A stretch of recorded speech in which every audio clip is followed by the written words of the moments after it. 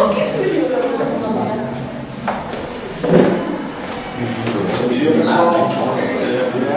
Você já viu aquele nome? Tudo bom?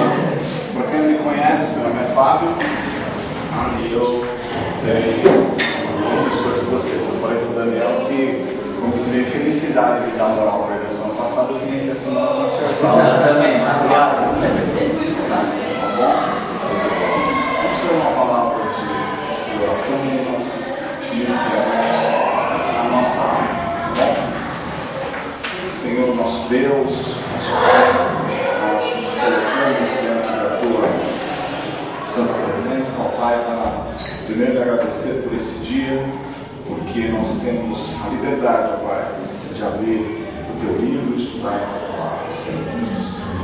E também para lhe pedir, ó Pai, que o Senhor venha estar nos nossos corações, ó Pai, que estejamos com a nossa mente cativa, ó Pai, ao Teu ensinamento. Que nada tire a nossa atenção, Senhor Deus, mas que possamos, Pai, entrar na profundidade dos Seus ensinamentos, para que possamos cada vez mais glorificá-lo, Senhor Deus, com as nossas vidas e possamos servir no Teu reino da maneira que o Senhor deseja.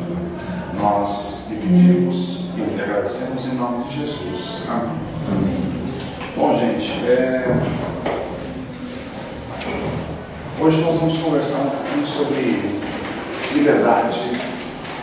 E aí, no assunto da liberdade, a gente vai partir para os conceitos de hedonismo e hedonismo cristão. Tá? Para a gente começar, eu queria entender assim, mais ou menos o que vocês pensam, o que é ser livre, o que é ter liberdade. Não só uma liberdade, quando eu falo liberdade, não penso só em termos, você não pode pensar só em termos de escravidão, tá? Mas o que é ser livre para você no seu dia a dia, no seu cotidiano, né? A gente sempre que a gente olha para as escrituras, a gente tem que projetar as escrituras. A primeira projeção que a gente faz das escrituras, ela tem que ser no nosso dia a dia, no nosso cotidiano, tá? Então vamos lá. Quero ouvir vocês. Tá? Pesquisa de mercado do professor. O que é ser livre para vocês? Não se sentir preso a alguma coisa assim? Não se sentir preso a alguma coisa. Você pode dar um exemplo para mim? Sim. Talvez um vício mesmo, cigarro. Vício, não, ótimo. Ser livre, na verdade, você ter, para vocês que são jovens, ter a opção de falar não. Isso é uma coisa, um conceito muito legal. O que mais?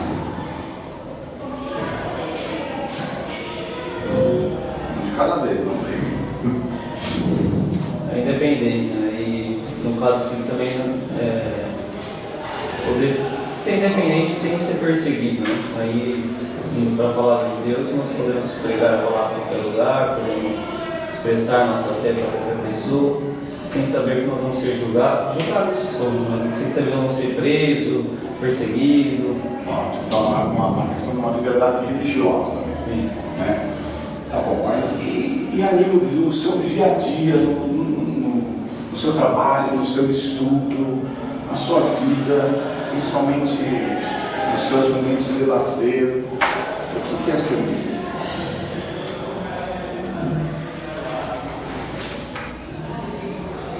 Eu vou falar um pouquinho, tá? Pode falar, você é o dono da boca. Porque esse é um conceito tão interessante, isso, né, Fábio? Que nos últimos anos parece que virou um fenômeno se falar de liberdade, mas sim, até pela quantidade de protestos que a gente vê sobre qualquer coisa hoje em dia. Sim. Então, esse conceito de liberdade, para nós é muito curioso, porque na verdade não somos livres totalmente nunca, né? Até porque temos a palavra de Deus como base, né, para a nossa vida, e lá tem uma série de regras que devemos seguir. A sociedade entende a liberdade como se você pudesse fazer aquilo que você bem entende, ou aquilo que você bem quer, independente da questão moral, ética, né? A gente até falou semana passada. E E eu acho curioso porque ele citou aqui o cigarro, e eles talvez não seja da nossa época, quando tinha comerciais de cigarro, e tinha um comercial que era muito curioso, que era do Free, cigarro Free, e inclusive quer dizer liberdade, né? E você vê como eles defendiam esse conceito da liberdade, mesmo sendo um produto onde você estaria cativo, né? No vício. Mas eles passavam a ideia de você ser livre para escolher aquilo que você bem quiser. Era muito curioso isso. Então, essa ideia da liberdade é bem complexa nos nossos dias. Quer ver uma coisa? Quando eu falo assim, você ter liberdade financeira, o que vem na sua cabeça?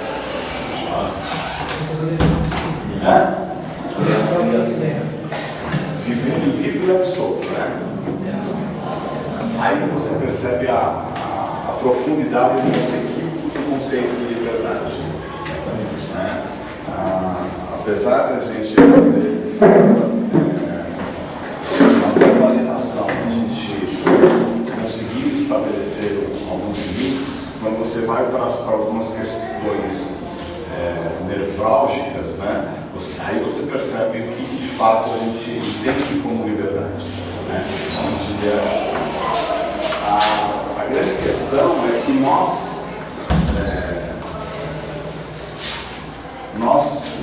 vivemos numa época onde ser livre é ser totalmente descompromissado, ser totalmente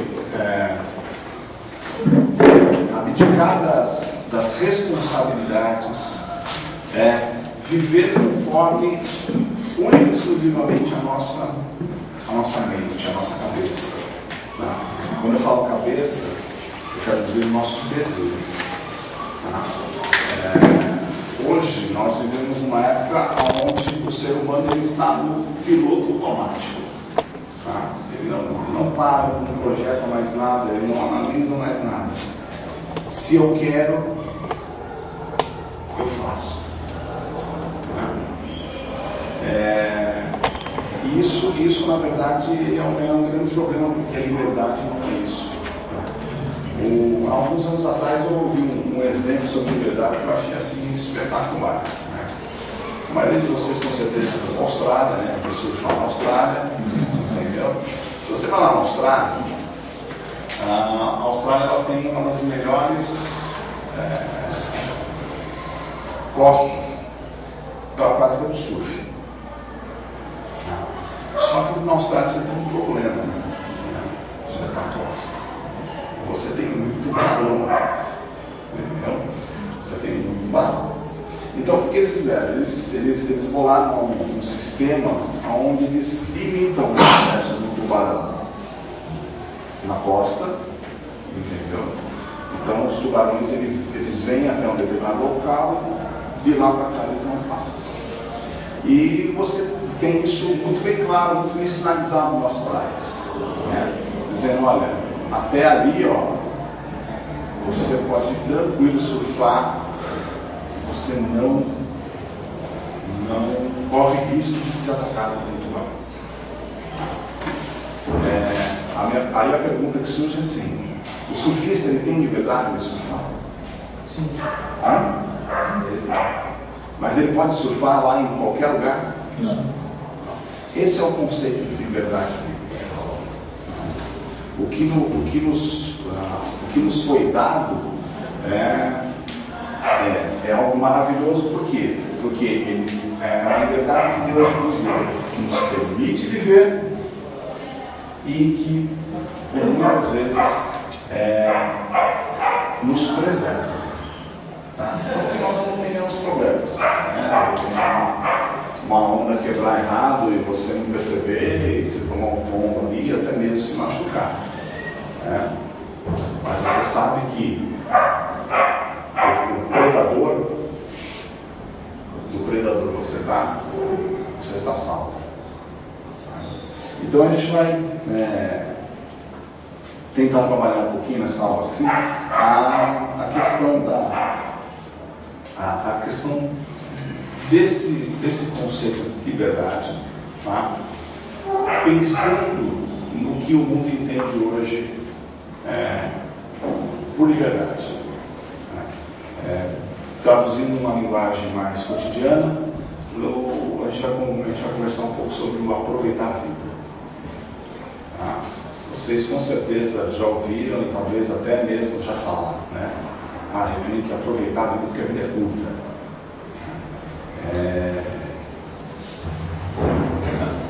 É um conceito que eu não posso dizer que ele é totalmente errado, mas ele é muito perigoso dependendo do que você entende como aproveitar. Certo? Então vamos lá?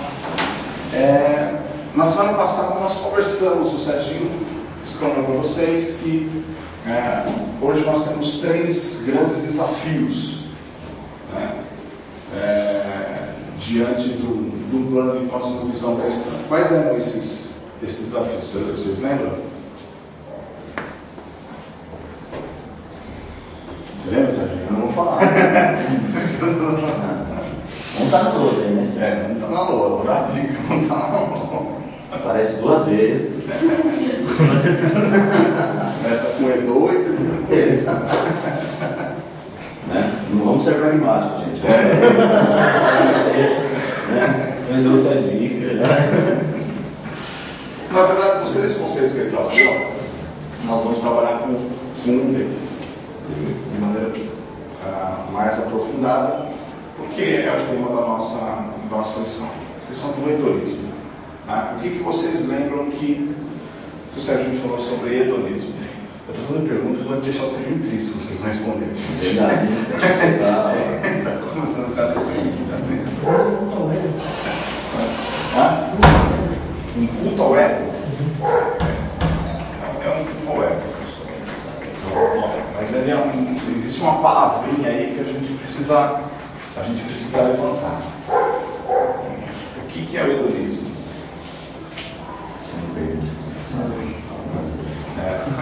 Bem no Ele falou prazer aqui. Ele falou prazer? Então bom. A palavrinha é prazer. Tá? A palavrinha é prazer. O conceito moderno do hedonismo, ele é o conceito que traz a ideia de que a razão da vida é a busca pelo prazer. Tá? O conceito moderno do hedonismo ele surgiu na década de 60, na década de 70, com a Revolução Sexual. Tá? Só que esse conceito é um conceito muito antigo, é um conceito que se remete à época da Grécia Antiga. E nem sempre o hedonismo é algo ruim. O conceito moderno do hedonismo, ele é ruim. Porque sempre que a gente fala em hedonismo, hoje, basicamente, nós pensamos nessa busca desenfreada do prazer sexual que existe. Tá? A sexualização da sociedade. Só que, na verdade, o conceito do hedonismo, ele remota lá no começo dos clássicos, né? Com Platão, Aristóteles, e esse hedonismo era exatamente a questão de uma vida em função do prazer, tá? Mas não só o prazer sexual. Um hedonista, ele poderia ser um hedonista para buscar conhecimento, por exemplo. Tá? A pessoa que tinha prazer em buscar conhecimento. Tá? Isso é uma coisa ruim? Não é uma coisa ruim. Tá? Pessoas assim, hedonistas que eles eram propensos a buscar prazer na ajuda próxima. Isso é uma coisa ruim? Não é uma coisa ruim. A grande questão que pega para nós cristãos, é quando a gente chega no ponto de. Bom dia. A gente chega no ponto onde você tem como razão da vida, a busca por algum prazer.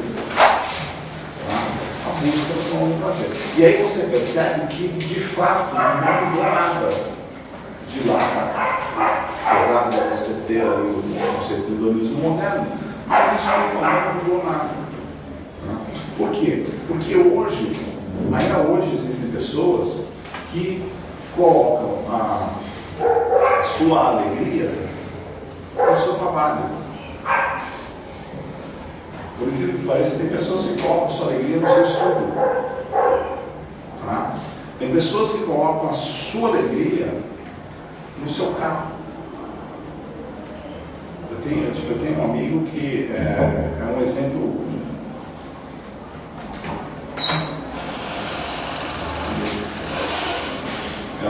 É um exemplo muito interessante disso, porque ele é um cara que todo sábado ele limpa o carro dele.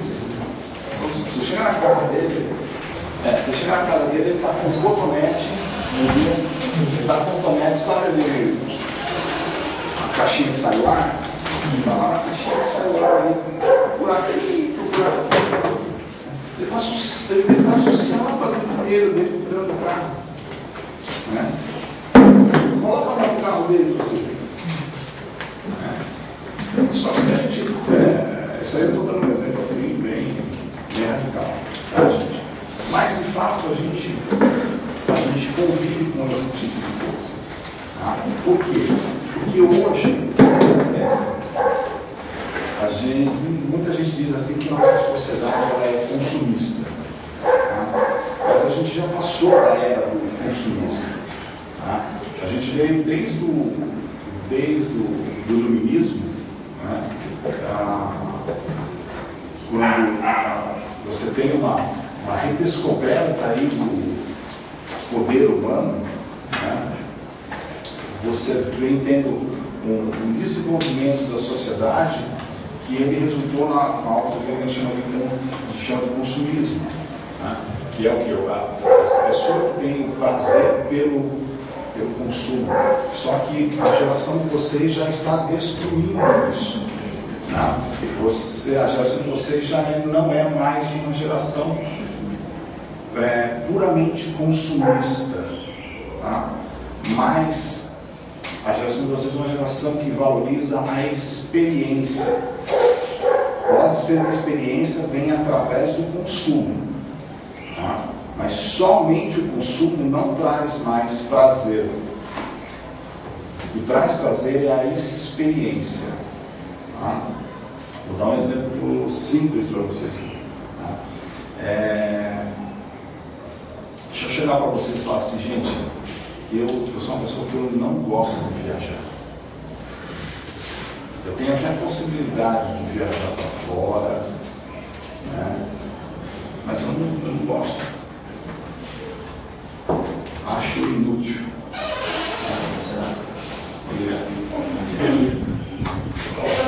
Sou eu. Quase voltado. Desculpa, não é. Tá? Foi você que trouxe? Não, eu trouxe mais.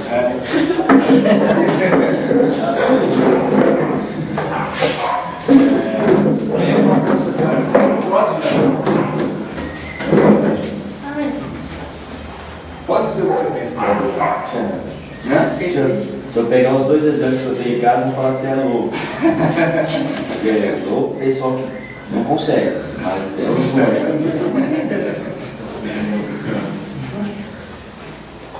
A gente vive numa sociedade hoje que valoriza a questão da experiência. Você vê, por exemplo, a questão de... vocês com certeza vocês têm amigos que vivem assim, que passam a semana inteira trabalhando, projetando o final de semana.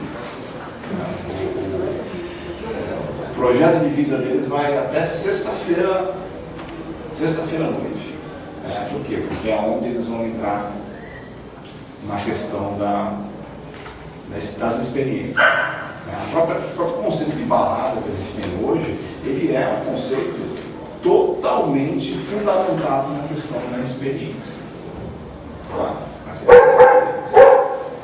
Aí você vai assim, pô, falar, o que você está falando? Primeiro que é bom dar aula para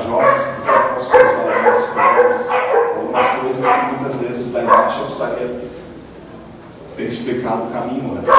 Quando eu falo do iluminismo, eu falo do experiencialismo, né? Você fala do iluminismo, mas eu espero que vocês entendam o que eu estou falando. E segundo, porque isso é uma coisa muito próxima de vocês. Né? Depois que vocês, isso é uma coisa que vocês perceberam, depois que vocês casarem, né, vocês começam a ter muita conta para pagar, e aí tem certas coisas que eram muito importantes na vida de vocês que elas acabam indo pelo buraco. Não, vocês não vão ter problemas. Na verdade, os problemas só mudam de nome. Tá? Mas a questão da experiência, né, da própria intensidade do relacionamento com as coisas do mundo, ela é muito mais latente para vocês. Então é interessante a gente conversar nesse sentido e fazendo um reposicionamento disso. Porque às vezes você fala assim, pô, mas que mal tem eu viajar? Para você, mal nenhum, desde que isso não seja o seu propósito de vida. Entendeu? Deus, Ele criou todas as coisas para que nós desfrutemos. Mas antes de nós desfrutarmos as coisas, nós temos que desfrutar com Deus. E a questão é que o movimento que a gente percebe é que, mesmo dentro da igreja, há uma troca, há uma substituição do deleite que nós deveríamos ter com Deus para o deleite que nós temos com as coisas. Certo? E aí a gente vai olhar para dois textos na Bíblia para entender o que de fato, diante de uma cosmovisão cristã, o que nós devemos fazer com essa coisinha chamada hedonismo. Tá bom? Uma perguntinha, vamos lá. Mais uma perguntinha. Ô Fábio, Oi. você não quer abrir aquelas duas janelas ali, por favor?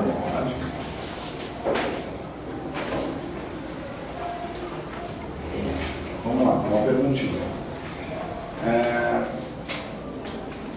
Quem conhece esse livro aqui?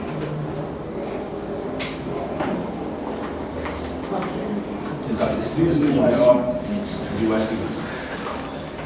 Se você não tem na sua casa, eu recomendo grandemente que você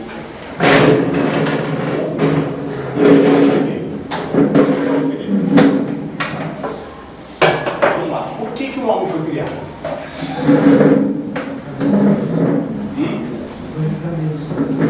Para glorificar a Deus. Hã? Você conhece o livro, né? Estou pelo exame agora. O sargento lembrou aqui.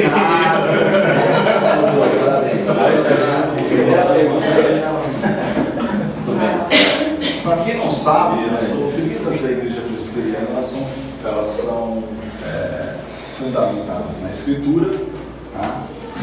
E na interpretação da Escritura feita por um documento chamado Confissão de Westminster. Você já deve ter ouvido falar. Tá? E a partir desse documento, essa Confissão de Westminster, foram feitos 2 lecionários. Isso não é linguajar para vocês, né, mas para quem é mais experiente, né, o lecionário era basicamente um livro de lições. Tá? Então, como que funciona o catecismo, tanto maior como o catecismo menor? O catecismo maior foi feito para os adultos, o catecismo menor foi feito para as crianças. É basicamente pergunta e resposta. Pergunta e resposta. Eu ainda acredito que a melhor maneira de você aprender as escrituras. Pergunta e resposta.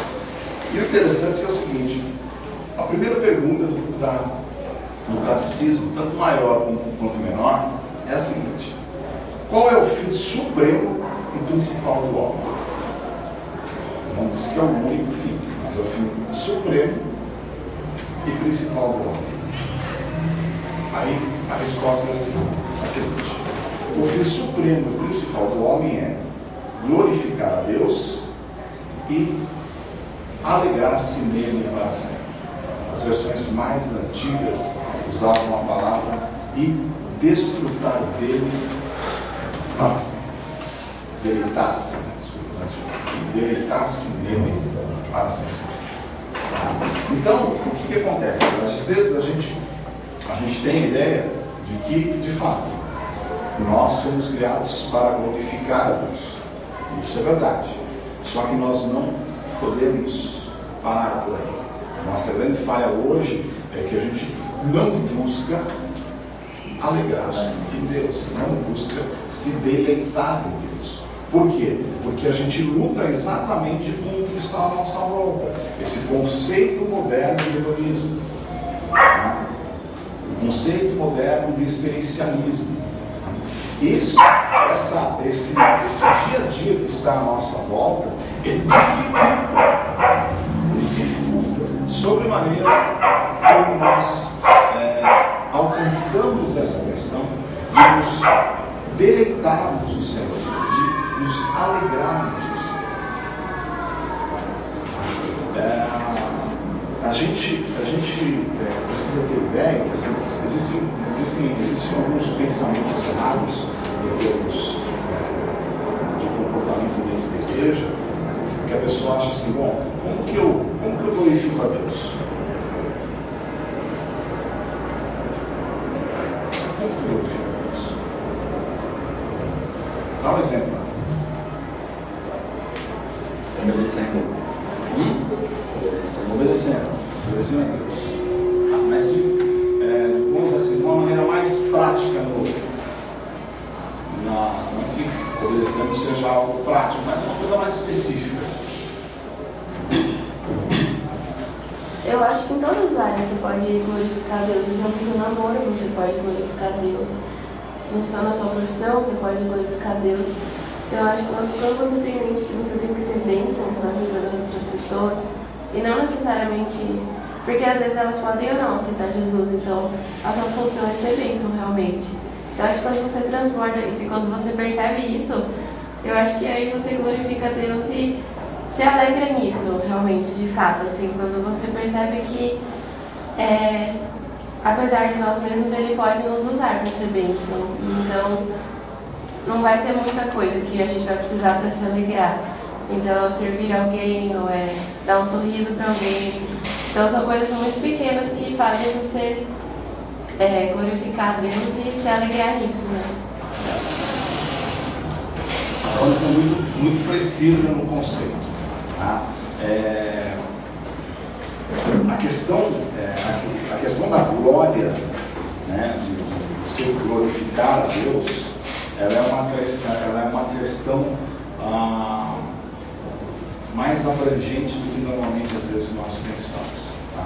A palavra certa aí é uma questão holística, né? Uma questão que envolve o todo. Tá?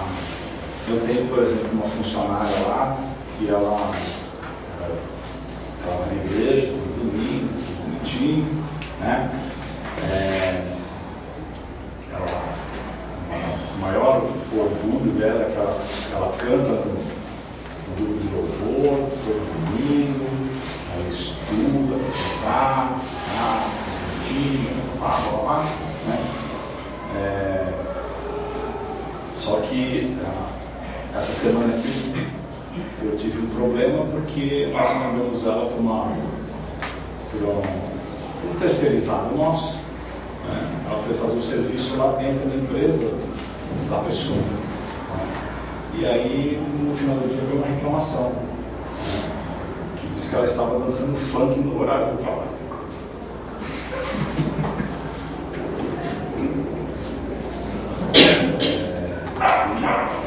Só que assim, é uma pessoa que se você discutir com ela, você fala assim, nossa, que cristã fervorosa. Só que você percebe nitidamente E ela coloca alguns limites na ação cristã dela. Né?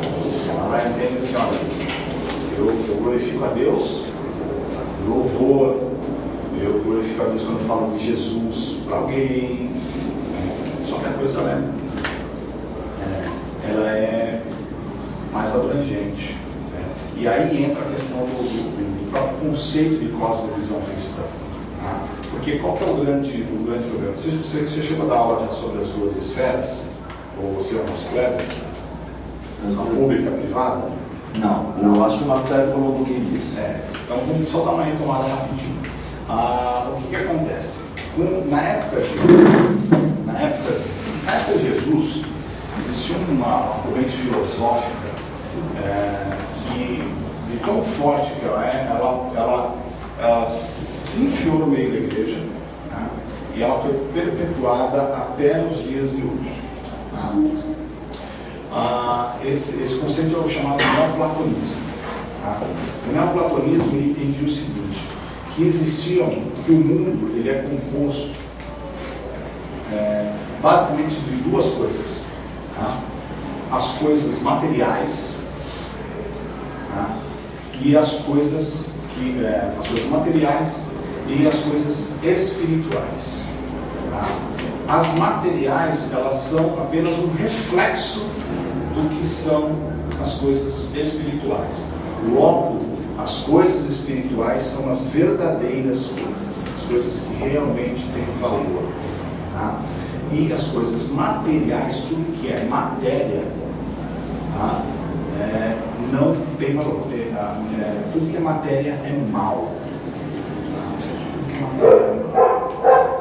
Então, por isso que, por exemplo, naquela época se valorizavam as pessoas, os filósofos. Tá? Os filósofos, eles eram como semideuses na sociedade grega. Tá? E já um trabalhador, ele era a escola, aquele que trabalhava, que tinha que trabalhar era a escola. E, na verdade, eles entendiam que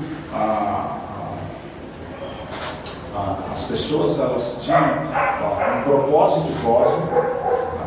Então, quando você era um trabalhador, na verdade, você tinha o cosmo tinha criado você para que você pudesse servir a alguém que trabalhasse no campo das ideias, tá? Para que o mundo fosse melhor. Tá? Com o decorrer do tempo, isso aí entrou na igreja. A primeira vez que isso entrou na igreja foi com os gnósticos. Já devem ter ouvido falar nos gnósticos. O que os gnósticos pensavam? Os gnósticos, eles entendiam que a questão da carne, que a carne é má, né? E logo sendo a carne má, o corpo ele era uma prisão. Tá? Quem é que já ouviu falar no Evangelho de Judas? Recentemente ele foi descoberto. O Evangelho de Judas é um evangelho gnóstico. Tá? Ele trabalha a questão central do Evangelho de Lucas, de Judas, é o seguinte: é que Judas foi o único que entendeu a mensagem de Jesus. Por quê? Porque ele sabia que somente se Jesus morresse, Jesus seria liberto, o Espírito de Jesus seria liberto do corpo mau, tá? E poderia cumprir a sua missão. Então Judas, ele não foi um traidor, na verdade Judas foi um herói, porque ele libertou Jesus. Estava fazendo um favor para Jesus. Não só para Jesus, mas para toda a humanidade. Para toda a humanidade. Isso aí é pensamento puramente neoplatônico. Aí a gente fala assim, tá bom, Fábio, mas o que isso tem a ver com o nosso dia a dia? O problema é que esse pensamento neoplatônico, ele se infiltrou também no catolicismo romano. Tá? E eu vou falar um negócio para vocês, eu espero que vocês não fiquem assustados. Mas nós ainda, né, apesar de termos mais de 150 anos de evangelho no Brasil, nós temos ainda um pouquinho de alma católica em algumas coisas. Uma das principais doutrinas católicas é da questão do serviço. A doutrina católica ela entende que a única pessoa que é capaz de glorificar a Deus com o seu trabalho é o sacerdote. As outras pessoas elas têm trabalhos profanos. Elas têm trabalhos profanos. A reforma veio rompendo com isso. Essa é uma das principais questões que a reforma trabalhou. Tá? Mas infelizmente isso, como nós somos um país de raiz católica, a gente ainda vê isso no dia a dia. Um exemplo muito claro, vocês com certeza conhecem pessoas que vão na igreja todo dia. Conhecem pessoas que vão na igreja todo dia, principalmente pessoas de igrejas pentecostais, vão na igreja todo dia. E se você conversar com uma pessoa dessa, ela vai dizer para você que uma das grandes questões de por que ela vai todo dia na igreja é exatamente porque ela entende que ela só vai trabalhar para Deus, ela só consegue trabalhar para Deus dentro da igreja. E isso de fato é um grande equívoco, porque Deus não criou um mundo compartimentalizado. Deus criou um único. E Ele colocou o ser humano para cuidar desse mundo. Né? E aí a gente entra no final da fala. Né? Você glorifica a Deus em todas as esferas da sua vida. Você tem que ter isso na sua mente. Por quê? Porque quando você, no seu trabalho, tá, você tem a ideia fixa que você foi colocado ali por Deus. Tá? Você foi colocado ali por Deus para que você cuide daquela determinada área da criação, e você faz isso com todo o seu esmero, todo o seu cuidado, você está glorificando a Deus. Uma das questões mais negligenciadas dentro da igreja evangélica é a teologia do trabalho. A gente devia conversar mais sobre trabalho.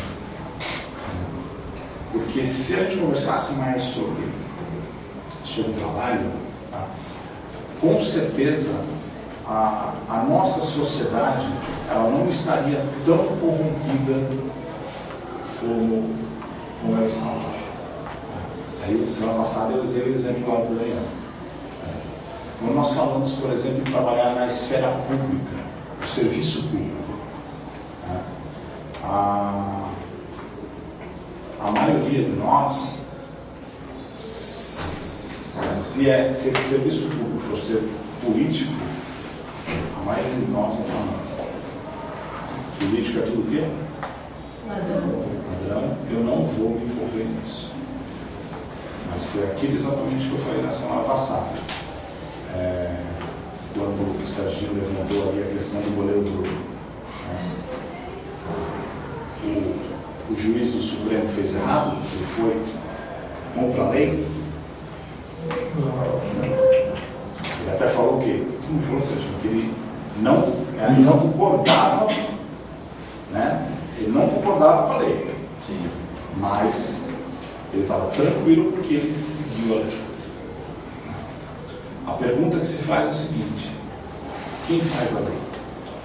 Os políticos. Os deputados, os políticos, o Senado.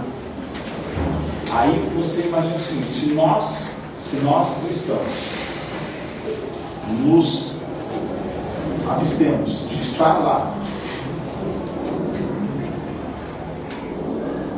o que nós podemos fazer?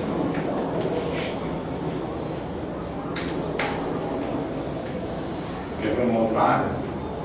Quantos de vocês aqui estudam ou já trabalham numa área de ciência pura?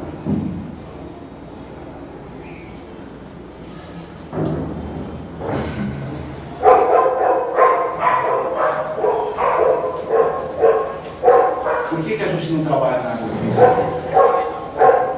Porque vai contra Deus. Porque isso é coisa de ateu. Mas só é coisa de ateu que a gente não trabalha. Porque a ciência, na verdade, ela nasceu dentro da igreja. Com o passar dos anos, que a gente foi abrindo mão. E aí o que acontece? Hoje, a gente pode dizer que a ciência é a grande ferramenta do inimigo para afastar Deus das pessoas. Estou falando algum absurdo? Fala. Eu posso te fazer uma... Fui dar moral para ele. Eu estava conversando isso ontem com a Tawane, né? Eu estava conversando... Pegamos um assunto no lugar, eu falei... Ela falou, você já uma pauta aí? Eu falei, o física quântica, né? Aí eu não sinto o seguinte, existem coisas de física quântica que eu amo. Eu não discutir espaço-tempo, não discutir o universo. Aí as pessoas perguntam para mim, você é cristão mesmo? Discutindo física quântica? Eu sou. Aí as pessoas falam, só que não é contra Deus, vocês não acham isso coisa de ateu tudo, Stephen Hawking, tudo? Não é. A gente tem que estudar de acordo com a Bíblia e de acordo com a fé. E existem grandes cientistas que foram, e existem ainda excelentes pessoas que são físicos quânticos e são confessos cristãos. Ele fala, eu sou cristão, acredito nisso e estou estudando isso. Na verdade, você tem a questão de o que é a ciência. O que a ciência faz? A ciência cria alguma coisa? Não. Ela trabalha com o que a ciência? Descobertas do quê? A partir daquilo criado. A ciência trabalha com a criação. Da onde veio a criação? Deus. Logo, é um problema nosso.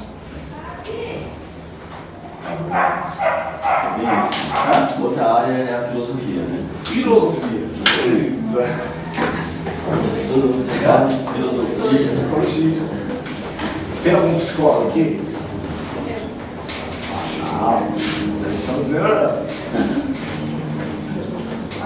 Você percebe que nós abrimos mão. A gente fica ali fechado na nossa caixinha. Porque no fundo a gente entende que existe o que é sagrado, tudo que acontece dentro da igreja. É o dualismo, né? É a dicotomia. E aquilo que é profano, que é o nosso dia a dia, que infelizmente, né, Deus, o próprio Jesus falou, né, não é o estilo do mundo, né, só livra do mal, né, deixa ele estar no mundo. Só que antes ele disse, né, que nós deveríamos ser sal da terra. Deus livre. Então a gente precisa parar para pensar nessas coisas, principalmente vocês que são jovens, né, que têm aí uma vida inteira ainda pela frente. Vocês têm a possibilidade de impactar a sociedade muito maior, por exemplo, do que a minha.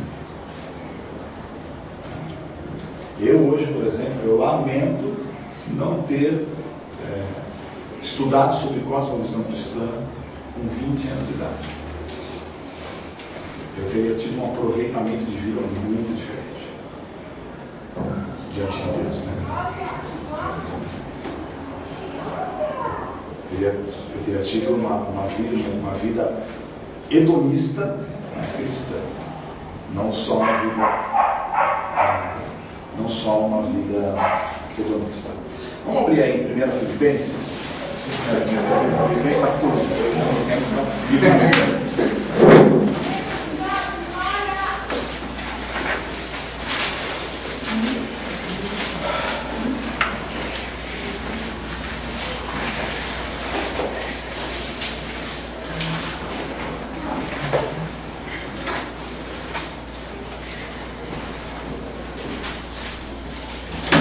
versículo 20 desse primeiro capítulo diz o seguinte: segundo a minha ardente expectativa e esperança de que nada serei envergonhado, antes com toda ousadia, como sempre, também agora, será Cristo engrandecido no meu corpo, quer pela vida, quer pela morte.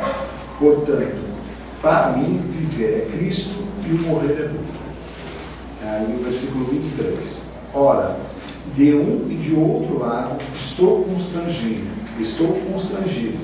Tenho o desejo de partir e estar com Cristo, o que é incomparavelmente melhor. A figura central desse texto aí é a questão do corpo. É a questão do corpo. E o corpo ele tem um papel fundamental na questão da liberdade, do hedonismo e do hedonismo cristão. Por quê? Porque é com o corpo que a gente peca. Então, nós temos que ter uma preocupação muito grande com aquilo que nós fazemos no nosso corpo. Não estou falando para vocês que todo mundo tem que ir para a academia amanhã cedo. Lógico que é bom fazer exercício físico, tá? Mas a questão ela é bem mais ampla. Tá? E a ideia central ela está no versículo 21, onde ele diz: olha, porquanto para mim o viver é Cristo e o morrer é lucro.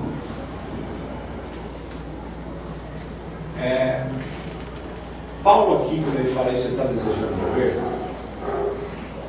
Ele é um suicida. O que ele está dizendo nesse texto?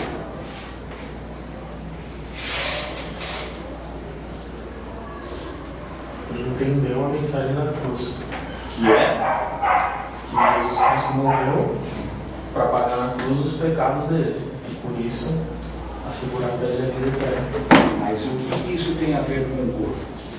Eu acho que ele está dizendo que morrer é lucro porque a nossa vida após a morte vai ser infinitamente melhor do que é hoje. Então eu vou estar muito melhor quando eu morrer, quando eu estiver ao lado de Cristo, Mas do que hoje. esse melhor, o que tem a ver com o corpo? Ah, Para morrer. morrer, está sem corpo. Eu não sei. No Apocalipse não diz que não haverá mais pranto, não haverá mais dor, não haverá. Então, Por que não haverá isso? Porque não vai haver mais queda, não vai haver mais pecado. Vamos lá. Jesus morreu, certo? Jesus morreu. Aí pegaram e enterraram Jesus, certo? Botaram na cripta ali. Depois que eles dizem, aconteceu o quê? Ressuscitou. O que é ressuscitou? Fala, gente. Fala. Eu só estava ouvindo. Tem um passarinho. Foi um bom tretão.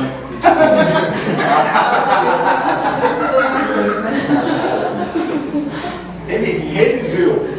Ou seja, o corpo dele todo retornou ao estado antes da morte, certo? Mas o corpo de Cristo, ele era totalmente igual ao que era antes da morte? Rapaz, eu fiz essa pergunta no conselho, meu irmão. Não. Vou te falar, hein? Não é um corpo igual, ele é um corpo glorificado, um corpo regenerado. Aí Jesus foi aparecendo para os discípulos, depois de 40 dias, o que acontece? Jesus some. Mas ele tira o corpo, deixa no armáriozinho aqui e só no espírito. Você está aí, irmão. Muito bom isso, Fábio. Eu fiz essa pergunta, desculpa. Pode falar, senhor. Porque eu fiquei muito na dúvida com isso. Porque eu fiquei pensando, como Jesus voltou? Né? Como estava o corpo dele, já que ele foi tão machucado, vamos dizer assim, na cruz? Aí o pastor falou, ele voltou com um corpo glorificado. Eu falei, mas ele pede para Tomé colocar o dedo na ferida. E aí me fez, minha cabeça entrou em parafuso. Eu falei, então como se explica isso? Como estava o corpo dele na verdade? Né? Muito interessante. Na verdade, é assim, o corpo glorificado de Jesus é algo, heresia, não.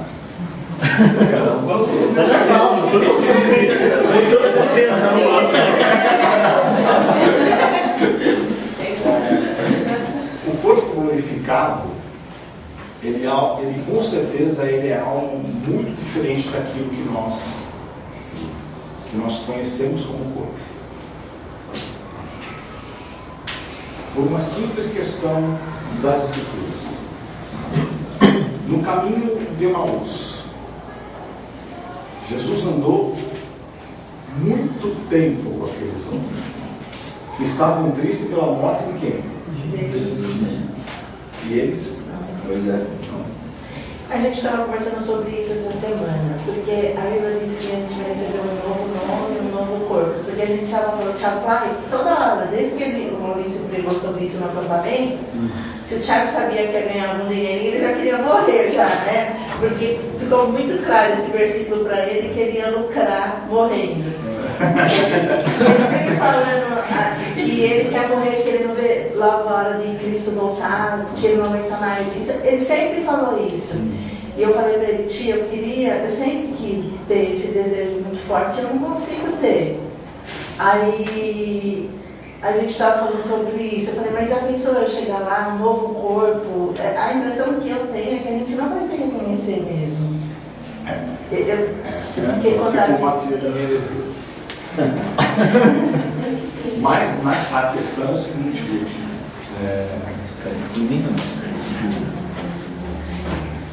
pegando o gancho que você falou, de fato, o seu sentimento ele é mais genuíno do que do Tiago.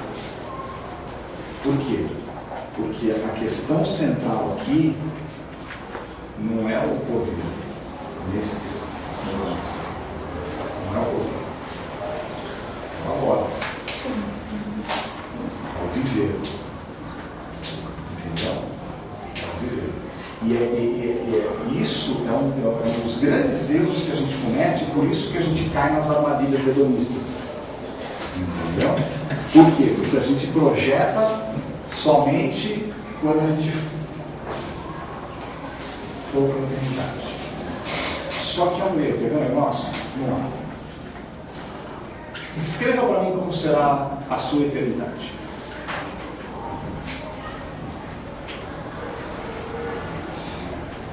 A primeira pergunta, aonde vai ser a sua eternidade? Hã? No novo céu. Então vai ser no céu. Vai ser no céu ou vai ser na terra? Eu não sei. Gente, não queiram responder o certo. Responda o que você tem na sua cabeça. É a melhor maneira da gente corrigir as coisas. Pergunta, fala o que você tem na sua cabeça. Fábio, no acampamento, lá no acampamento, acho que a gente foi e perdeu muito a visão de, tipo, o céu é um tédio. Porque parece que, tipo, você chegando lá, você vai encontrar um senhor de barba branca que tem raiva da gente. E, sei lá,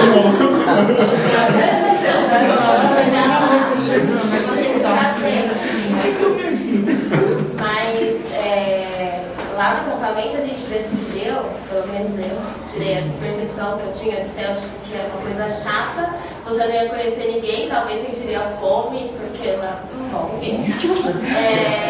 E andaria em ruas de ônibus. Mas, tipo, lá parece que, quando eles falaram lá, deu a entender que, tipo, vai ser como se fosse casas mesmo. Vou ter minha casa, eu vou visitar a Tawane, quando eu tiver fome, vou tomar um café lá, tipo, eu vou poder ir a um culto, sei lá. Tirou essa impressão de, tipo, o céu é um lugar que só vai os santos e, tipo, a gente vai ficar Tá, mesmo assim, você A sua eternidade vai ser no céu. Vai ser no céu. Vai Pelo amor de ter. Deus.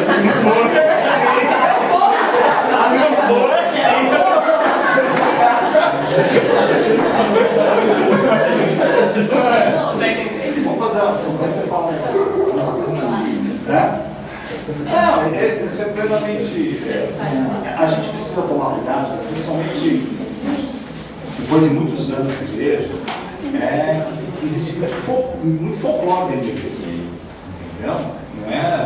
Não é toda igreja como a igreja. Uma coisa que eu falo muito para o pessoal aqui é o seguinte: a igreja de Vila Formosa precisa aproveitar o tempo. Tá? Que é uma igreja que tem 2 pastores teólogos. A pregação bíblica, a pregação é extremamente bíblica e profunda. Tá? Ela tem uma escola dominical pujante. Tá? Tem que aproveitar isso. Que a realidade da maioria das igrejas é essa. Tá? Mas voltando para o nosso assunto.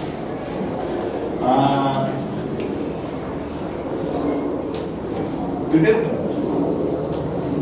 Jesus subiu para o céu. Subiu em corpo. Subiu em corpo. Já tinha parado para pensar nisso? Que hoje tem um homem no céu. Um homem no céu. Um homem que intercede por nós. Mas é um homem.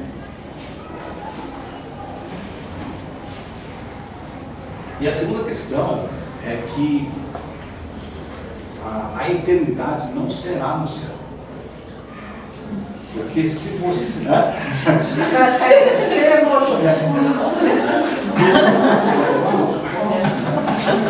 Se você tinha a esperança de virar anjinho, tocar harpa o dia inteiro, eu tenho que dizer para você, porque quando você tem a descrição do novo céu e nova terra no Novo Testamento, acontece lá em Apocalipse, bem no finalzinho do Apocalipse, há uma descrição de uma cidade, Nova Jerusalém. E o que acontece com essa Nova Jerusalém?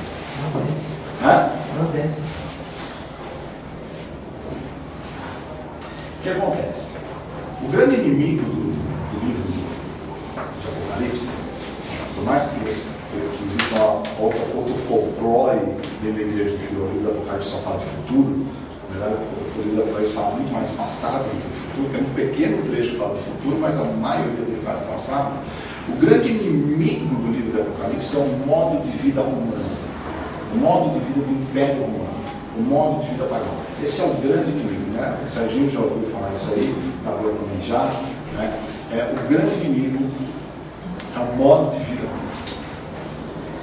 E a descrição que as Escrituras fazem da Nova Jerusalém, se você pegar a área da base da Nova Jerusalém, ela é a área do Império Romano na época de Jesus. Qual que é a ideia da visão de João? Que quando todas as coisas se cumprirem, Jesus voltar, Deus vai dar um restart na criação. Ele vai vir e vai simplesmente suplantar o modelo que nós vivemos pelo modelo imaginário. Então a nossa eternidade será aqui. Por isso que quando tudo isso acontecer, o que acontecerá com os corpos daqueles que já morreram?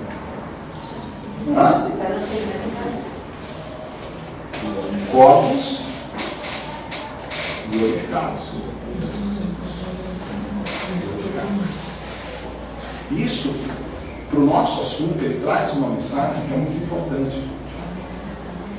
O viver, o nosso dia a dia, não adianta você projetar a sua santidade para o céu. Porque o céu ele vai ser muito pequeno perto do tempo que você vai passar aqui. Antes ou depois? Ele está falando Vilema hoje, Vilema amanhã. Não pode ajudar, irmão, cara. Ah, o Vilema é mais. Já tá flutuando, desculpa, Paulo. Você não vai ter lembrança. É Itaquera 8.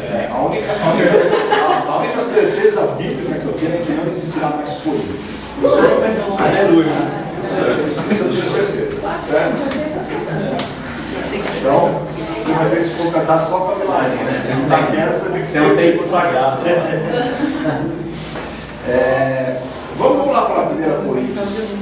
1 Coríntios. Falando que Deus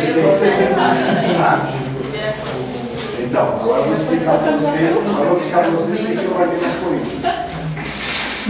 1 Coríntios 6, vamos lá.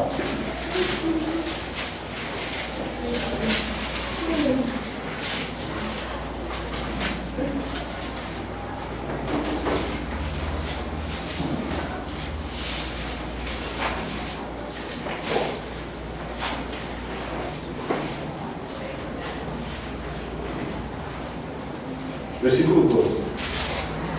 Diz assim, ó, todas as coisas me são lícitas, mas nem todas convêm. Todas as coisas me são lícitas, mas eu não me deixarei dominar por nenhuma delas.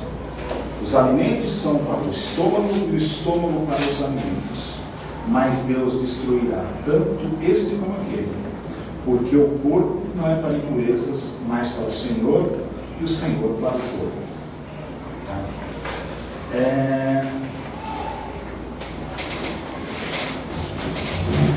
Se existia um povo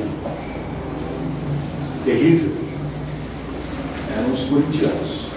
Desculpa, não. Os coríntios. Tá? O que acontecia na igreja de Corinto? A cidade de Corinto, ela era um dos centros de adoração pagã na época do apóstolo. E o grande problema ele estava na questão do sacerdócio pagão. Naquela época, o que acontecia? Uma pessoa, ela somente conseguiria trabalhar em determinada área, né, se ela fosse filiada a um negócio chamado guilda. É mais ou menos o seguinte: quem aqui é advogado? Não é advogado? Quem aqui é enfermeiro? Tem enfermeiro? Então vamos lá. Tem advogado? Tem. Advogado, o Vini é advogado, né? O Vini, para ele trabalhar como advogado, ele terminou a faculdade e ele virou advogado? Não. O que ele teve que fazer? Exame da ordem, mas para quê? Na verdade, para ele se filiar à OAB, porque somente sendo filiado à OAB ele pode ser advogado, certo? E aí o que ele tem que fazer todo mês lá, todo ano? Pagar. Põe a grana lá e pronto, ele tem a licença de para trabalhar.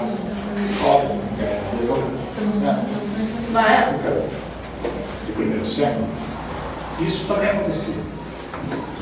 Só que o nome não era ordem, era sindicato, não era nada disso.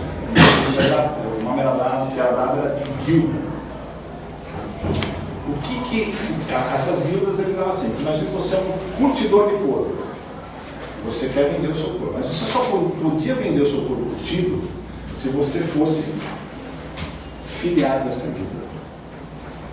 Só que o grande problema era que não existia nenhuma prova e nenhuma anuidade para você pagar.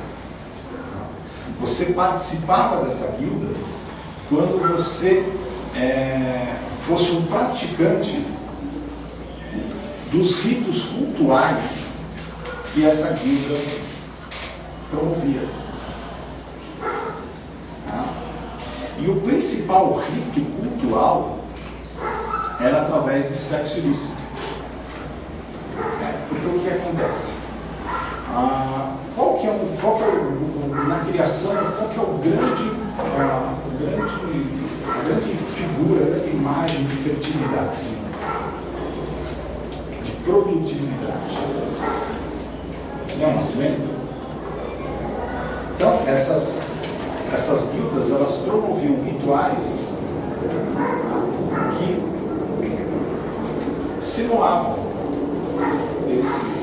tanto o nascimento humano, como o próprio nascimento dos animais, como o próprio nascimento da agricultura. E como que era feito isso? Você tinha nesses templos, vamos dizer assim, sacerdotisas, que eram chamadas de meretrizes rituais, prostitutas culturais. E como que funcionava isso? Era muito simples. Você vai lá, você vem na igreja todo domingo prestar conta a Deus, certo? O que você faz? Você faz sua Bíblia, você senta no banco, você canta o louvor, você ouve a pregação. Essa é a sua atividade de culto.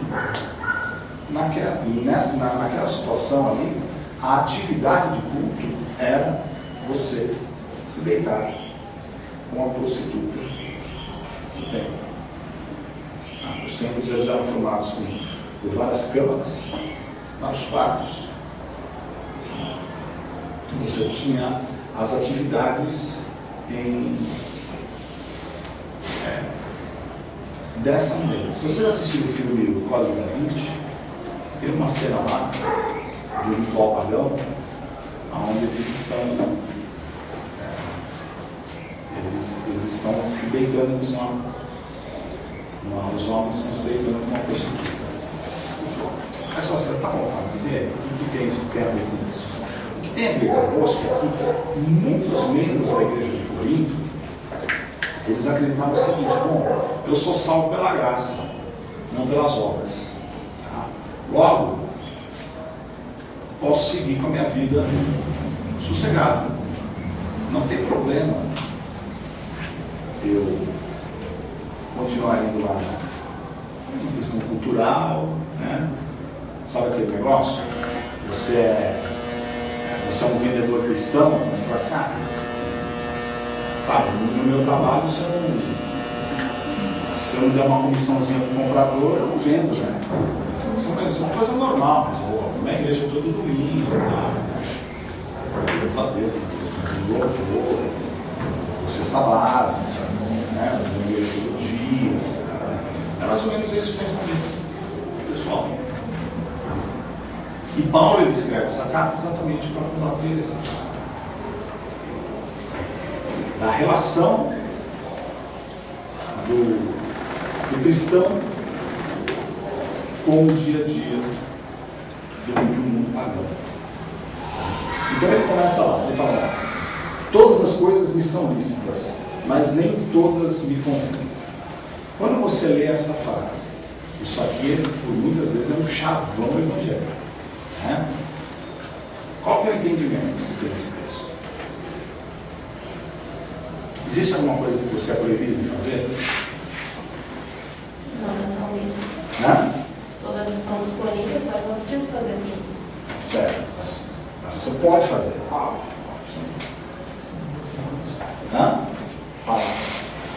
Existem coisas que estão proibidas de fazer. Como, por exemplo, dá para traçar um raciocínio de dois posicionamentos. A gente defender que existem coisas que para nós são proibidas sim, que para os 10 mandamentos, onde Deus fala não matarás, então isso está proibido para a gente fazer. Mas quando você olha para esse texto, você vê que você tem a liberdade de fazer o que você quiser, inclusive matar alguém, mas não me convém fazer. Só uma questão, não matar alguém é só uma questão de conveniência? Não, foi só um exemplo desse. A questão é a seguinte: Paulo, no versículo 12 e no versículo 13, ele está combatendo dois argumentos que existiam na época. Se a gente pegar no original e fazer uma tradução assim bem abrangente, né, gente tem que traduzir esse texto da seguinte maneira: olha, vocês dizem que todas as coisas são lícitas porque vocês são salvos pela graça, mas eu digo, nem todas convêm. Aí ele volta de novo: olha, vocês continuam dizendo que todas as coisas são lícitas porque vocês foram salvos pela graça, né? Mas ele diz: olha, eu digo que nós não devemos deixar nos dominar por essas coisas. Muito pelo contrário, nós devemos dominar. Então, quando nós lemos esse texto, a gente não pode ter ideia de que Paulo está dizendo o seguinte: você pode fazer o que bem entender, mas quando você é bonzinho, você não vai fazer o que é mal. Ele está dizendo que exatamente o seguinte: você não pode fazer todas as coisas. Você não pode fazer todas as coisas. E aí, ele continua o texto, ele vai contra-argumentar outra afirmação dos Coríntios, porque ele diz o seguinte: mas o sexo não é algo criado por Deus? Sim. Por que é impuro? Como que eles argumentaram isso? É a mesma coisa que a comida é o estômago. Deus não criou a comida? Deus não criou o estômago? Qual o problema do estômago usar a comida? Vai falar não. É a mesma coisa. Sexo foi criado por Deus. Qual o problema de a gente usar o sexo da maneira que a gente faz? Aí ele pega e ele continua. Ele fala assim: mas Deus destruirá entre este uma coisa. E aqui ele não está falando do esse e aquele do estômago da vida. Ele está falando exatamente do primeiro argumento e do segundo argumento. Por quê? Porque ele continua, ele fala: porém, o corpo não é para a impureza, mas para o Senhor, e o Senhor para o corpo. Ele coloca a figura do corpo. Ele coloca a figura do corpo. Porque, na verdade, se você depois for na sua casa, você ler a continuação desse texto, você vai perceber que ele vai começando a discorrer sobre a nossa responsabilidade. E a principal questão do corpo é que nós não somos donos do nosso corpo.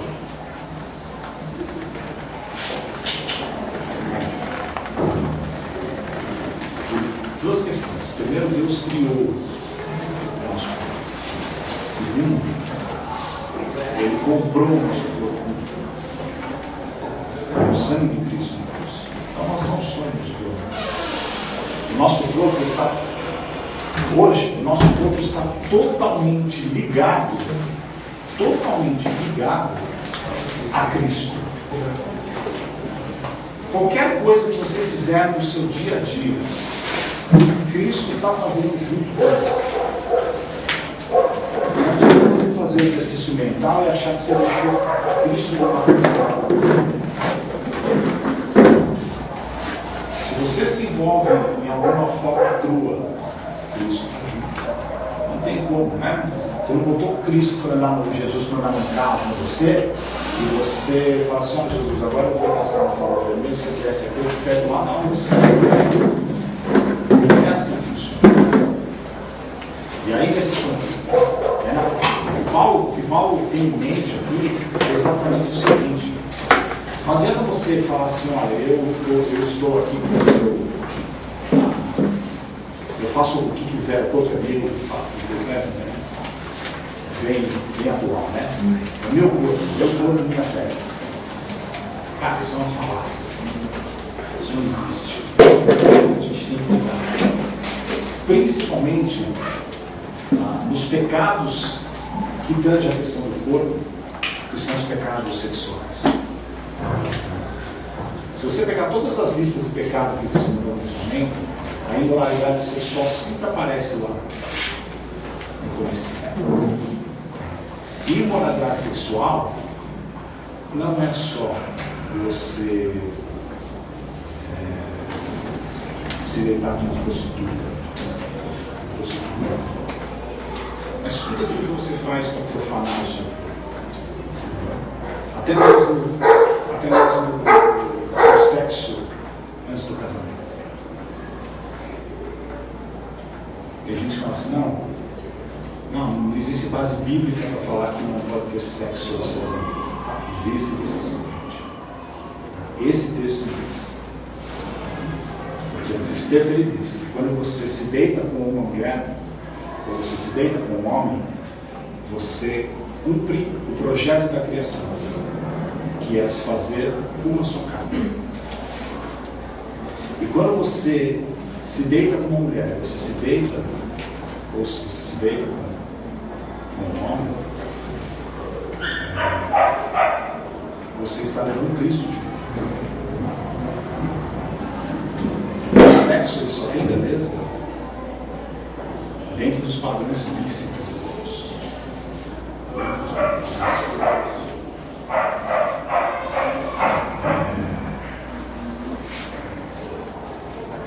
Só para a gente concluir, a gente tem que ter em mente que para as questões do corpo, nós temos uma batalha muito grande nos nossos dias.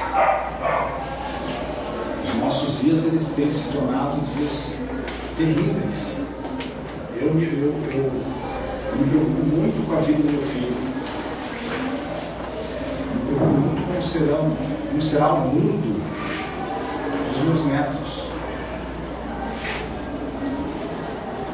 Não que a gente consiga mudar isso, sabe que a gente não vai mudar isso, mas a pergunta sempre que eu faço é como prepará-los para viver esse lugar.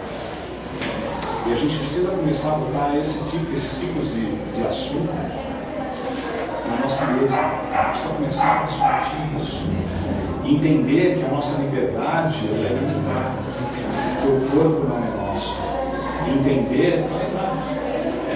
Entender que o prazer do corpo, apesar de ser algo criado por Deus, ele usado de uma maneira equivocada, ele traz perigos muito grandes. E que a melhor maneira de você viver é buscar de fato, se você perdeu isso, você retomar, e se você tem isso, fazer crescer, que é a questão do deleite em Deus. Buscar ter alegria em Deus. Nesse sentido, se você estiver passando por esse momento, você precisa buscar esse tipo de coisa. Tem esse livro aqui, chama Quando Eu Não Desejo Deus, de John Piper. O que fazer quando não nos alegramos? John Piper vai mostrar quais são os caminhos para que nós possamos nos